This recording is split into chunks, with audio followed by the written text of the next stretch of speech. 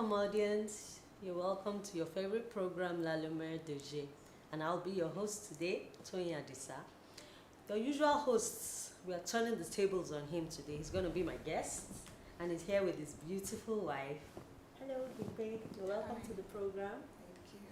So, can you please tell us a bit about who is Adebimpe Adebola? Okay, my name is Adebimpe Adebola. Father will always tell us, you can't know this thing if you don't read it. He's always saying it to us. So we all know in my house that you just cannot joke with your education. So that's what saw me through university, and I came out the best in my class. When I saw my results, I was so excited because in my mind I told myself that I was going to show this man that I can do this thing. And coming out, it was so happy, and that's how it was for all of us. Not even us as a family, because my dad also encouraged people who are outside that you have to get your education, you have to live right. And so that's what I grew up with. And that's the same thing I'm telling my children now. You have to read your books. You have to study very hard. You have to have integrity. You can't afford to lie. You have to say the truth at all times. So even if it gets you in trouble. Exactly. Even if I have to beat you for it or scold you for it, it's still better to say the truth and get whatever consequences than lying and hiding the truth. Then when you hide the truth, later, you will have another lie ready, and you add to the punishment. That's good. So I right now I'm married to Mr. Tunde Adebola. We have 3 kids. I have a business just starting. That's good. It's into cake making and catering services. Okay. So I have 2 to 3 people working with me right now. So that's where we are now. Have you always done this? Oh no. After school, I worked in the bank. Intercontinental Bank then, now Access Bank. I know how to weave. I love working with my hands. Anything that has to do with creating things with your hands, I'm very good at it. So I was confused. I didn't know what to do. So I went into making clothes. I started making shirts, office shirts. I went to learn how to do it. I started it, but it was too boring for me. I wanted something more creative, so I stopped. And later I met an aunt of mine who makes cake, and I also like baking. I love cooking.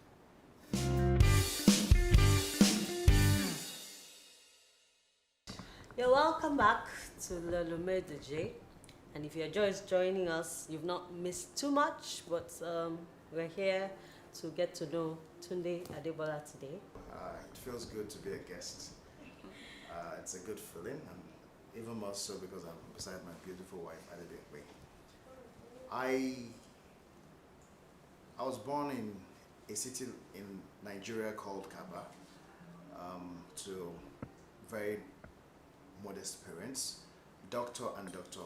Adebola, Dr. Sunday and Dr. Mrs. Comfort Adebola. My parents were educationists for the most part, and have since retired. I was born first of 4 children, and I had a very beautiful background growing up. I went to very good schools, from primary to secondary to tertiary. So I had very wonderful time growing up. I did study electrical engineering in school, first degree, in the University of Ilorin in Nigeria at the time, and it was a very good course. I came out with a second-class upper, what you call a second-class upper degree. I got into Lagos, worked for a very good company called Schlumberger Omnes. Schlumberger Omnes is one of the better companies in oil servicing, and they had the branch called Omnes. And I did work there and got very exposed in the industry and learned a lot. But my dream of pursuing the career in North America did not materialize, even though I got myself ready to do it. So from Omnes, I worked in several other IT companies and did very well, rose very rapidly within the industry. But then I was in a company where there was a crisis, and prior to that, I prided myself being a technology person. I did very well technology-wise But the challenge we had in the company was not technology related, it was management. The MD of the company fell out with the chairman, and there was a need to steer the ship, and the responsibility fell on myself and a group of other people. And that's what led me to a consulting firm, Accenture, where I've worked I worked there since the year 2005. And I had a beautiful career in that firm.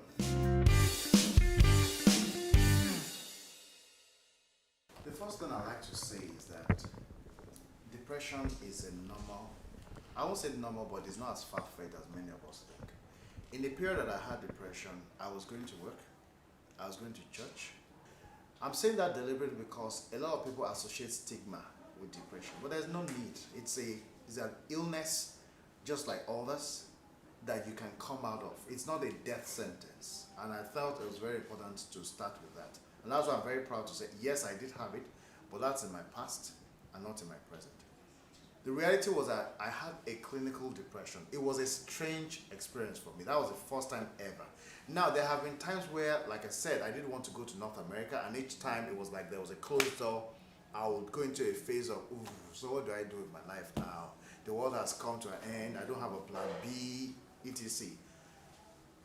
But this was the longest stretch of it, and it was, for the most part, it was like my end was definite. But there came a day when, and my wife, credit to my wife supported me through the period. My family also supported me through the period. At some point, I had to travel out of Lagos, where I was based, to another state of the country where my family was based. I met with my younger brother, who's a medical doctor, who referred me to a medical doctor, who gave me, took me through stuff. And, I also met with a family pastor who also spoke to me. So there were different things. But what really brought the change, I won't give to what I did, but it was a day that I watched a program, a church program, and a man of God ministered, and I came to recognize that there was another opportunity for me, and I took it, and I've not looked back since then. And so the reality is that as definite as there was a beginning, there was a definite end. The end was the 5th of August 2016, and I've not looked back since then. Okay. But I wouldn't say that I knew from the onset that it was depression. Okay. I just felt it was, like you say, midlife crisis. Yeah. And I was just going through the motions. But I noticed one day that I was always angry. And I was lashing out at everybody, the children, my husband. And those things that I was lashing out at years down the line or before that situation were things that I took in their strength. They were not things that were issues. Okay. So I had to sit down and consider the fact that there's something wrong. And I needed to speak up or at least die trying to get out of it. As in, keeping quiet was no longer an option.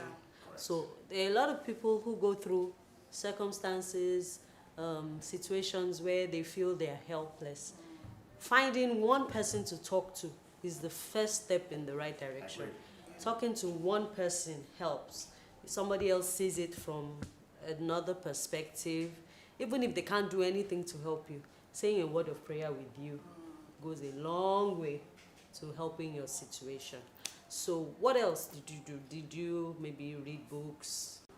So one thing that's associated with depression is a feeling of helplessness, of hopelessness, which makes you think the end has come. There was another point where I was attending a church called Daystar Christian Center in Nigeria at the time, and the senior pastor of the church would minister, Sam Adebimpe would preach on a number of things. He spoke in April on a topic called the battlefield, right? And he talked extensively about how our minds can be corrupted by the devil and all other things. And as much as I enjoyed that message, I listened to that message quite a number of times, but each time I was like, oh, this would have been good, but it's too late. So there's that feeling of the end, and it's wrong. But you know what I find out? Depression is not localized to any environment. It's everywhere. I find out that, for instance, it's the 4th or so highest cause of death across the world, particularly in North America. And that came as a surprise because many people who grew up in developing countries like I did, we look at countries like America, Canada, where you think everything is rosy. Nice. Depression is not a function of the material things around you. It's a lie. And when that lie is sold to you, you buy it, and through that lie, it gets access. So you find somebody who appears to have it all, still becoming a victim. At the age of 40, I had my own house. At the age of 40, I was happily married. I had a wife. I had children. I had things that many people would look up to. And in spite of all this, I still bought a lie. Interesting.